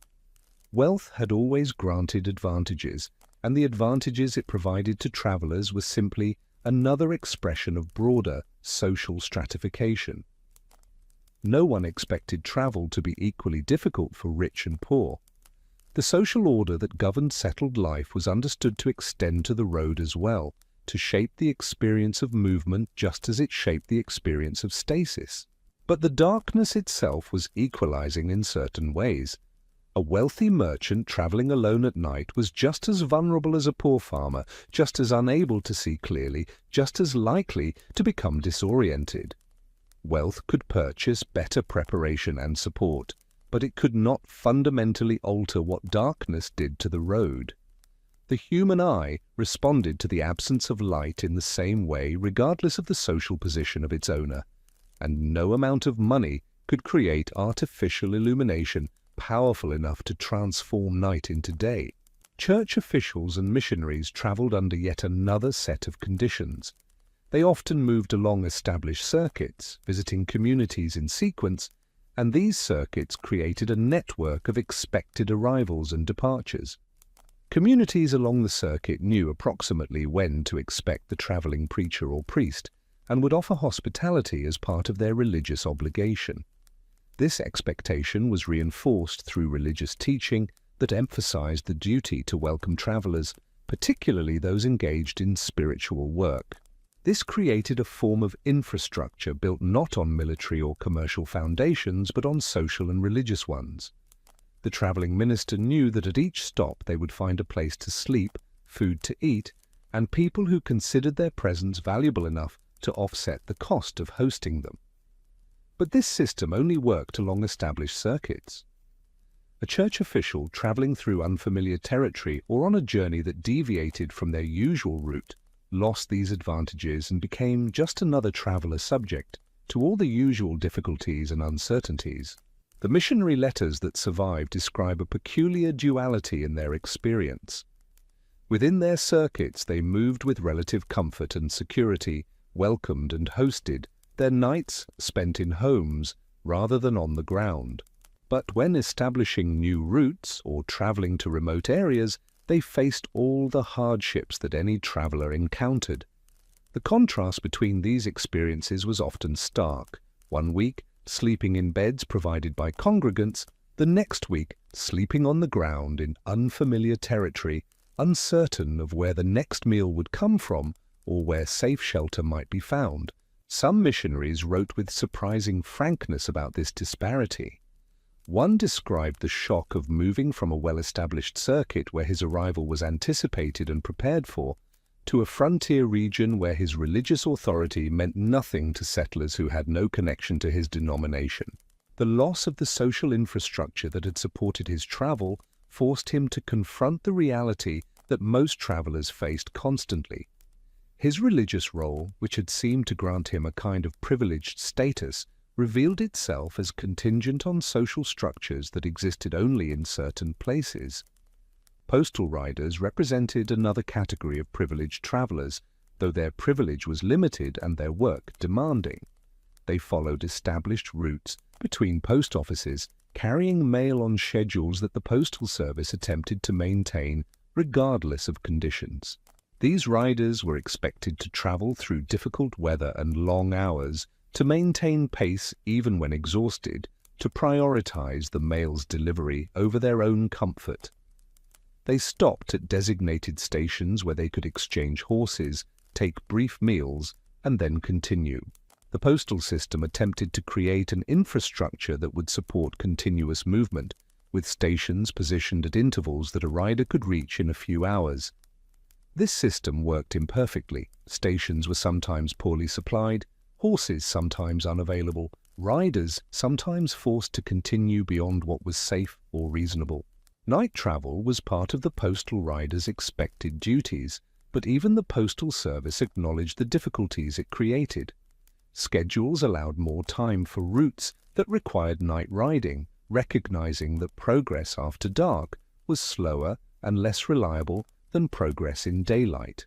Riders who carried mail at night did so with better equipment than ordinary travelers, higher quality lanterns, horses trained to follow familiar routes with minimal guidance, detailed knowledge of every stop and landmark along their assigned paths. But equipment and knowledge only reduced risks. They did not eliminate them. The lanterns available to postal riders were more reliable than the simple devices most travelers carried, with better fuel reservoirs and more effective reflectors. But even these improved lanterns created only a small sphere of visibility, leaving most of the surrounding landscape in darkness. The horses, though trained and experienced, remained animals capable of fear and mistake. A postal horse that had traveled a route dozens of times might still shy at an unexpected sound, might still stumble over an obstacle invisible in darkness. The injury and death rates among postal riders were higher than among the general traveling population, a direct result of the demands placed on them to maintain schedules regardless of conditions. The system required that they take risks that ordinary travelers could avoid by simply stopping and waiting for better conditions. The Postal Service kept records of these injuries and deaths, though they were rarely published or widely discussed. Families of postal riders understood the dangers, accepted them as part of the occupation, but that acceptance did not make the losses less painful when they occurred. Stagecoach drivers represented a commercial version of these pressures. Stagecoaches ran on published schedules, and passengers expected to arrive at their destinations at stated times. This created pressure on drivers to maintain pace even when conditions made travel difficult. The companies that employed them emphasized reliability and punctuality, understanding that their commercial success depended on meeting the expectations they had created through their published timetables. Stagecoaches carried multiple passengers, creating a situation where the driver's decisions affected not just themselves, but everyone in the coach. A driver who chose to stop early or travel slowly would face complaints from passengers anxious to reach their destinations. A driver who took risks to maintain schedule might satisfy passengers but endanger everyone aboard. This tension between safety and service shaped every decision a stagecoach driver made, particularly as daylight faded and the choice between continuing or stopping became urgent. The companies that operated stagecoach lines attempted to support night travel by positioning stations and inns along their routes, by employing drivers who knew the roads intimately, by maintaining the vehicles and horses to higher standards than private travelers could afford. But the fundamental limitations of darkness remained. Stagecoach accidents occurred disproportionately at night or in marginal light conditions. Coaches overturned when wheels struck obstacles invisible in darkness. Horses bolted when startled by sounds they could not identify. Drivers misjudged turns or distances and found themselves off the road entirely. These accidents were reported in newspapers and discussed in communities along the routes, creating a public awareness that night travel carried risks even within the most developed transportation infrastructure of the time. The accidents did not stop night stagecoach service, but they created ongoing tension between schedule demands and safety concerns. Some accidents became famous, their details recounted and embellished through repeated telling. A coach that overturned on a mountain road, killing 3 passengers and injuring 5 others, became a cautionary tale told throughout the region. A driver who misjudged a turn in darkness and drove his coach into a ravine, surviving himself but losing 2 passengers, found his story repeated whenever the dangers of night travel were discussed. These narratives served both as entertainment and as warning, reminding people that the infrastructure of organized travel did not guarantee safety. Passengers traveling by stagecoach experienced a different relationship with stopping than other travelers. They were not making the decision themselves. The driver and the company's schedule determined when and where the coach stopped. Passengers simply endured whatever the schedule required, sleeping in the coach if it traveled through the night, stumbling into roadside inns for brief stops when the schedule permitted. The experience was often deeply uncomfortable. Seats designed for sitting became torture devices when sleep was attempted. The coach's constant motion and noise prevented genuine rest, and the presence of other passengers meant no privacy and little space. The wealthy and powerful who traveled by private coach had more control but faced similar limitations. A private coach could stop when and where its owner preferred, could maintain whatever pace seemed appropriate, but it still could not see through darkness or navigate invisible terrain safely. Some very wealthy individuals attempted to create fully equipped traveling households with servants, supplies, and multiple vehicles forming a small expedition. These impressive displays of resources still stopped when darkness approached, still made camps each night, still acknowledged that wealth could not fundamentally overcome what darkness did to the road. The most privileged travelers of all were those who could simply choose not to travel when conditions were poor. Government officials who could postpone journeys, merchants who could delay trips until weather and seasons were favorable, church authorities who could send subordinates in their place. These people experienced travel's difficulties, least because they experienced travel itself less frequently.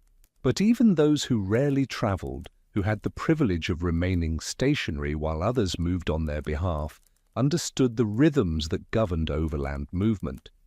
They knew that messages took days to arrive, that goods shipped from distant places required weeks or months to reach them, that the speed of travel was limited by factors that no amount of money or authority could eliminate. The infrastructure that supported privileged travelers, military forts, postal stations, coaching inns, church circuits, represented significant social investment in making travel more reliable. These systems emerged because travel was necessary for governance, commerce, communication, and cultural cohesion. But even these systems accepted darkness as a limitation rather than attempting to eliminate it. The forts closed their gates at night. The coaching inns provided places to stop rather than ways to continue. The postal stations marked intervals in a journey rather than enabling continuous movement. A military fort positioned along a major route made that route safer for everyone, not just military personnel. Civilians traveling past a fort knew they were relatively close to aid if emergency struck. The fort represented civilization's claim on the landscape, an assertion that this territory was known and controlled rather than wild and uncertain. The visible presence of military architecture, walls, gates, guard towers, created a psychological effect that extended beyond the fort's immediate defensive capabilities. But between forts, the wilderness reasserted itself. The road might be well-traveled, might be wide and clear, but it remained vulnerable to darkness in ways that military presence could not prevent. Travelers between forts were on their own, subject to the same limitations that affected travelers on routes where no forts existed. The distance between military installations defined the extent of secure travel, created zones of relative safety, separated by zones where travelers relied on their own resources and judgment. The inns that served stagecoach lines also served ordinary travelers, though at prices many could not afford. An inn might have rooms reserved for stagecoach passengers and officials, but it usually had space where less wealthy travelers could sleep on the floor or in the stable. The presence of the inn made that stopping place more desirable for everyone, even those who could not afford its services. A traveler sleeping in the stable still benefited from the structure's shelter, from proximity to other people, from being at a recognized stopping point rather than an isolated camp. This created a pattern where the infrastructure built to support privileged travel provided residual benefits to ordinary travelers. A road maintained for military movement was easier for civilian wagons. A postal route marked for postal riders provided orientation for others. A coaching inn, positioned for paying passengers, created a landmark and potential shelter for those traveling independently. But the fundamental pattern remained. Everyone stopped when darkness approached. The privileged stopped in better conditions with more comfort and security, but they stopped. The infrastructure reduced the severity of stopping, but did not eliminate the necessity of it. The night remained a barrier that wealth and position could mitigate, but not overcome. As night settled over the landscape, the various categories of travelers all enacted variations of the same behavior. The military courier found shelter at a fort. The wealthy merchant made camp with hired guards posted. The postal rider reached a station and exchanged horses. The stagecoach pulled into an inn. The government official secured hospitality from a citizen. The ordinary traveler found a spot off the road and built a small fire. Different circumstances, different levels of comfort and security, but all fundamentally doing the same thing, ceasing forward movement because darkness made continued travel too risky or too slow to justify attempting it. The morning would bring different experiences as well. The courier would leave before dawn if duty required it. The merchant would direct the breaking of camp. The postal rider would mount a fresh horse. The stagecoach would resume its schedule. The official would continue their official journey. The ordinary traveler would pack their minimal gear and return to the road. But for the hours of darkness, they were all stopped, all waiting, all subject to the same fundamental limitation that darkness imposed on human movement through space. Privilege changed the experience of waiting, but did not eliminate the waiting itself. The wealthy merchant, waiting in a tent with blankets and a brazier, experienced the night differently than the ordinary traveler huddled near a small fire, but both were waiting. The passage of night hours felt different depending on comfort level, but the hours themselves passed at the same rate for everyone.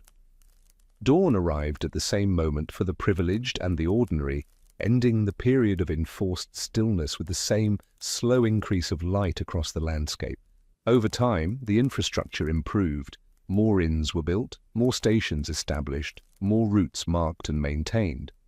The network of supported travel became denser and more reliable, but it remained a network of stops as much as a network of roads, places where movement could be sustained because places existed where movement could pause. The travelers who benefited most from this infrastructure were often those who contributed least to its creation. Wealthy merchants funded coaching companies that built inns for their own use, but ordinary travelers also used those inns. Military establishments created forts for security purposes, but civilian travelers sheltered near them. Postal services built stations for their riders, but others recognized these as landmarks and stopping points. In this way, privilege created a landscape that partially served everyone, though unequally. The elite shaped the infrastructure of travel to meet their needs, and in doing so created structures that reduced the difficulties of travel for others as well, if only incidentally. But the gap between elite and ordinary travel remained vast. A government official moving between settlements might spend no nights on the ground, might sleep in beds and eat prepared meals, and be received as an honored guest at every stop. An ordinary farmer traveling the same route might spend every night on bare earth, might subsist on hard bread and preserved meat, might find no welcome at any door. The official's journey was punctuated by moments of hospitality and comfort. The farmer's journey was an unbroken sequence of hardship and exposure. Both would cover roughly the same distance each day. Both would stop when darkness approached. Both would measure their journeys in days rather than miles. The rhythm was the same even when the experience differed dramatically in comfort and security. And when night fell, when darkness transformed the road into uncertain territory, even the most privileged traveler experienced something of the vulnerability that ordinary travelers felt constantly. The darkness did not respect rank or wealth, did not illuminate the path more clearly for those of higher status. A lantern carried by a government official cast the same limited circle of light as a lantern carried by a farmer. The stars visible to a wealthy merchant were the same stars visible to a poor migrant. The cold that settled into the night affected all bodies similarly, regardless of the social position those bodies occupied during daylight hours. Human physiology responded to temperature and darkness according to biological laws that were indifferent to social hierarchy.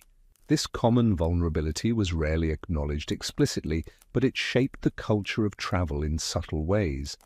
Even privileged travelers developed a certain humility born from experiencing their own limitations in the face of distance and darkness. Even those who traveled with every advantage understood that the road demanded respect, that movement through space carried inherent risks that wealth and status could reduce but not eliminate. This understanding manifested in small ways, in the tone officials used when discussing travel conditions, in the respect wealthy merchants showed to experienced guides, in the willingness of all travelers to share information about road conditions and dangers. The stories told about travel reflected this understanding. Tales of misadventure and difficulty were shared among all social classes, with the implicit recognition that anyone who traveled risked encountering similar problems. A story about a wealthy merchant who became lost was structurally similar to a story about an ordinary traveler who became lost. The details might differ, the consequences might be less severe for the wealthy merchant, but the fundamental situation was the same. Both narratives involved the experience of disorientation, of being unable to determine one's position or direction, of confronting the possibility that help might not arrive in time. As darkness fell along the roads, as countless travelers enacted their nightly stopping routines, the landscape filled with small fires and temporary camps marking where movement had paused. Some camps were elaborate, some were minimal, but all represented the same acknowledgement that this was how travel worked: forward movement during light, stillness during darkness, resumption at dawn. The privileged travelers in their better camps, the ordinary travelers in their sparse ones, the couriers and drivers and officials and migrants and merchants, all waiting for morning, all measuring their journeys in days, all subject to the rhythm that daylight and darkness imposed on human movement through space. The accumulated effect of all these individual stopping decisions created a predictable pattern across the landscape, a daily cycle of movement and rest that repeated with the reliability of natural phenomena. And when dawn came, when the sky lightened and the road became visible again, they would all resume. Different paces, different destinations, different levels of comfort and security, but all moving forward during the hours when the road could be trusted, all accepting that when darkness returned, they would stop again. This was travel in the time before artificial light transformed the night, a rhythm of movement and stopping, a pattern that even the most privileged could modify but not fundamentally escape, a relationship between darkness and rest that shaped every journey undertaken. The infrastructure that supported privileged travel was impressive in its scope and organization, but it remained an infrastructure built around stopping rather than an infrastructure that eliminated the need to stop. The military courier, riding through darkness toward a distant fort, was not defying the night, but moving through it with support systems that made such movement survivable. The postal rider, maintaining schedule through twilight hours, was not overcoming darkness, but accepting calculated risks that the postal service deemed worthwhile for the sake of reliable communication. The wealthy merchant's elaborately equipped camp was not a rejection of the need to stop, but rather an accommodation to that need made more comfortable through the application of resources. Even the most privileged travelers remained fundamentally subject to the limitations that darkness imposed on all human movement. The roads themselves bore witness to this pattern. The worn tracks, the established camping spots, the positioning of infrastructure, all reflected the reality that travel consisted of stages bounded by darkness, that forward progress was measured not in continuous miles but in a series of daily advances. The landscape organized itself around this rhythm, with human settlements and support structures positioned at intervals that corresponded to what could be traveled in daylight hours. This was not conscious planning in most cases, but rather the accumulated result of countless individual decisions about where to build, where to stop, where infrastructure was needed. The privileged travelers who moved through this landscape were both its beneficiaries and its creators. Their needs drove the development of military posts, coaching inns, postal stations. Their resources funded the construction and maintenance of these facilities. Their use of these facilities justified their continued existence and expansion. Yet even as they shaped the infrastructure of travel to serve their purposes, they remained bound by the same fundamental constraints that limited all travelers. They created systems that made stopping more comfortable and more secure, but they could not create systems that eliminated the need to stop.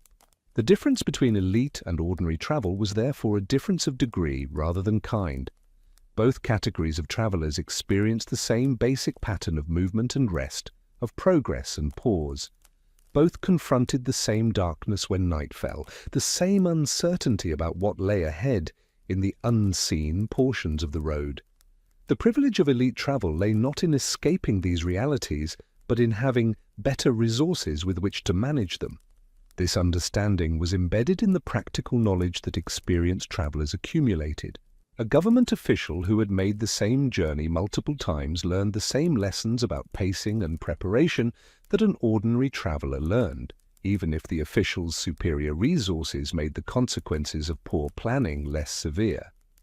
A wealthy merchant who traveled regularly developed the same instincts about when to stop and where to camp that any experienced traveler possessed, even if the merchant's camps were more comfortable than those of ordinary travelers. Experience taught similar lessons to all travelers, regardless of their social position. The seasonal patterns of travel affected privileged and ordinary travelers alike, though again with different consequences. Winter travel was dangerous and difficult for everyone, though the wealthy could better afford to delay until conditions improved. Summer travel was more feasible but brought its own challenges of heat and drought that affected all categories of travelers.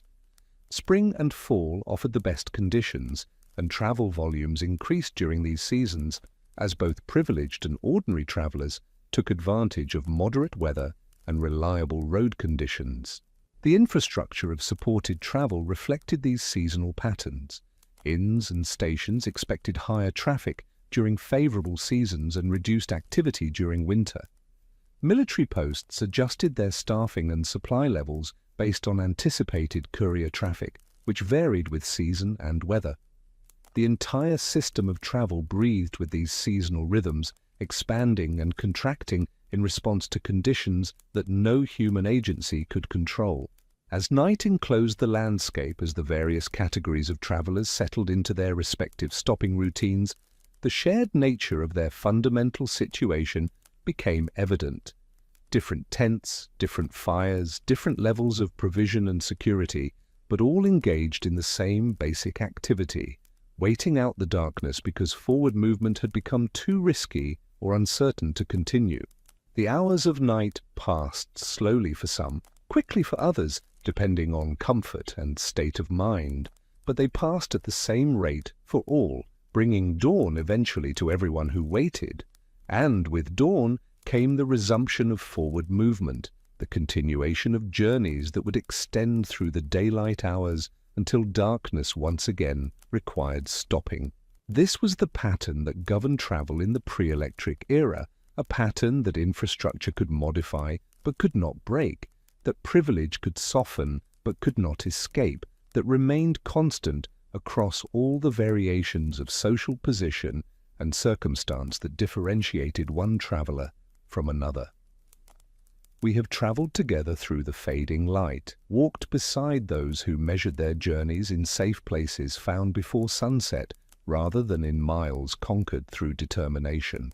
The road that existed so clearly in daylight disappeared when darkness came, not because the physical path vanished, but because the certainty it offered could not survive without light. Think for a moment about the distance we have covered tonight, not in space but in understanding. We began with the simple fact that travelers stopped when the sun went down, and we have seen how that simple fact shaped everything about the experience of travel, the planning, the pacing, the infrastructure, the very language used to describe distance and progress. The travelers we have walked beside, the ordinary ones making their careful camps, Josiah Gregg documenting his stops across the Santa Fe Trail, the communities who gathered at established stopping places, the privileged few who moved with support but still acknowledged darkness as a boundary. All of them accepted what we have forgotten. That movement through space is not primarily about will or determination, but about working within the limitations that the physical world imposes. Darkness was one of those limitations, as absolute in its way as a mountain range or an ocean. You could not simply decide to overcome it through effort or courage. You could only accept it, plan around it, and wait for the conditions that made movement possible to return. There is something almost peaceful in that acceptance, in the recognition that some things cannot be forced or hurried. The travelers stopped because continuing was foolish, and in stopping, they aligned themselves with a natural rhythm older than roads or wheels or any human invention meant to speed movement through space. We live now in a time when that rhythm has been broken, when artificial light has extended our useful hours beyond what the sun provides, when roads are marked and lit and navigable at any hour. We can choose to travel through the night if we wish, and we often do, measuring our progress in continuous motion rather than in the stops that once structured every journey. This is progress, certainly. The ability to move regardless of light, to reach destinations faster, to be less subject to the limitations that governed our ancestors, these are real advantages that have reshaped how we relate to distance and time.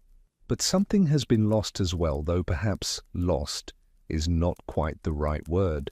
Something has been made invisible to us, the understanding that movement and rest are not opposites but partners, that stopping is not failure but wisdom, that the darkness that once ended every day's travel was not an enemy to be defeated, but a condition to be respected. The travelers who stopped when light failed were not weak or timid.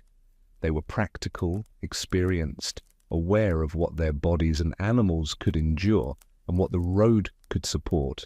They knew that the miles they might gain by continuing through darkness would be paid for many times over in exhaustion, accidents, or the simple stress of navigating uncertainty in conditions that made navigation unreliable. Their stopping places, scattered across the landscape at intervals dictated by daylight and distance, created a geography of rest. These places were not destinations but pauses, not achievements but necessities. Yet in their accumulation they shaped the experience of travel as much as the roads themselves did. Imagine yourself one more time at one of these stopping places. The fire is low, carefully tended to provide warmth and light without consuming fuel too quickly. The darkness presses close beyond the small circle of illumination. Your body is tired from the day's movement, but sleep comes slowly because the ground is hard and the cold is persistent and the sounds of the night keep pulling your attention outward.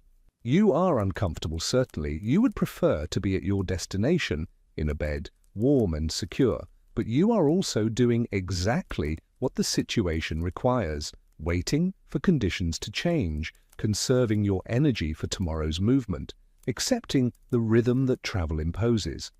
There is a kind of wisdom in this that our current approach to travel has largely abandoned. We push forward regardless of conditions, force movement to continue when perhaps rest would be wiser, measure success in distance covered rather than in sustainable pace maintained. The travelers who stopped each evening understood something we have forgotten, that the journey is not separate from the stopping, that progress includes the periods of stillness, that the ability to arrive safely depends as much on knowing when to cease movement as on knowing when to begin it. As you settle into your own rest tonight, wherever you are listening to these words, you are engaging in your own version of what those travelers did each evening. You are stopping, ceasing the movement and activity of the day, accepting that some hours are meant for stillness rather than progress. Your bed is softer than the ground those travelers slept on. Your room is warmer than their camps. You are safer, more comfortable, more secure in countless ways. But the fundamental act is the same, the recognition that the body and mind require rest, that some form of stopping is necessary for any journey to continue. The roads those travelers used have mostly vanished now, returned to forest or covered by pavement or simply forgotten as newer routes replaced them. But the pattern they created, movement and stopping, progress and rest, the rhythm of days structured by light and darkness, remains embedded in how we understand journeys and destinations. We measure our own travels differently now, in hours rather than days, in continuous movement rather than accumulated stops. But beneath our changed methods, the old truth remains.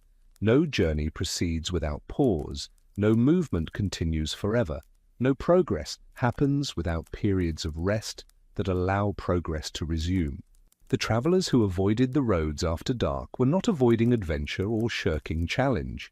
They were simply being realistic about what could be achieved in darkness and what should wait for light.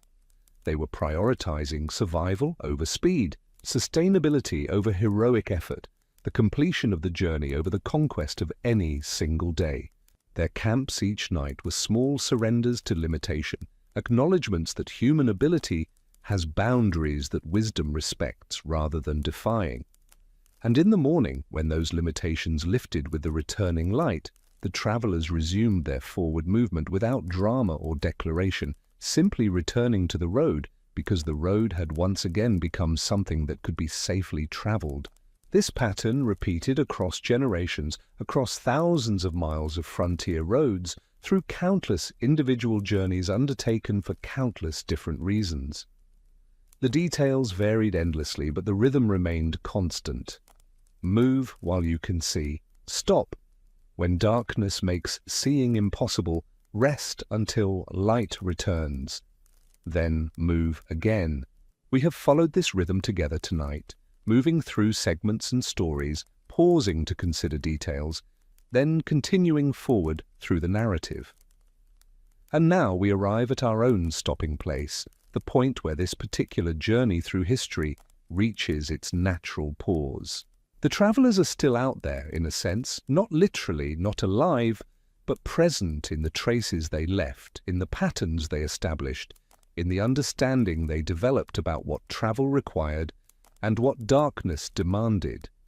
Their experience is distant from ours in time and in comfort, but not in its essential truth. They knew something worth remembering, that movement is not always possible, that some conditions require waiting, that the darkness that ends each day is not a problem to be solved, but a reality to be accepted. They stopped when stopping was wise, and in doing so they survived to continue their journeys.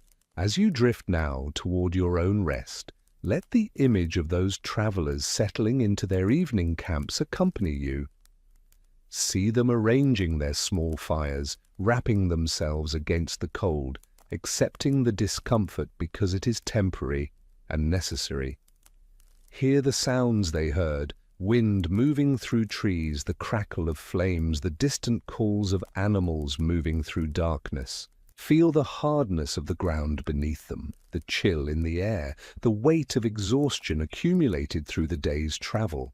And feel also the gradual release of tension as the body acknowledges that movement has ended, that this night will pass as all nights pass, that morning will come, and with it the resumption of forward progress. The road is still there in the darkness, invisible but present, waiting to be traveled when light returns. The destination is still ahead, no closer than it was when darkness fell, but no farther either. Time passes through the night, but the journey itself has paused, suspended in the hours when movement cannot safely continue. And in this suspension, in this waiting, there is a kind of peace. Not the peace of completion or arrival, but the peace of accepting what is, that this is where you are, that this is when rest comes, that tomorrow will be different, but tonight is for stillness. The travelers understood this. They did not fight against the darkness or resent the stopping it required. They simply stopped, made what preparations they could for the night ahead, and waited with whatever patience they could summon for the conditions that would allow them to continue. You can do the same now. The journey you are on, whatever journey that might be, whatever destination you are working toward, will still be there tomorrow.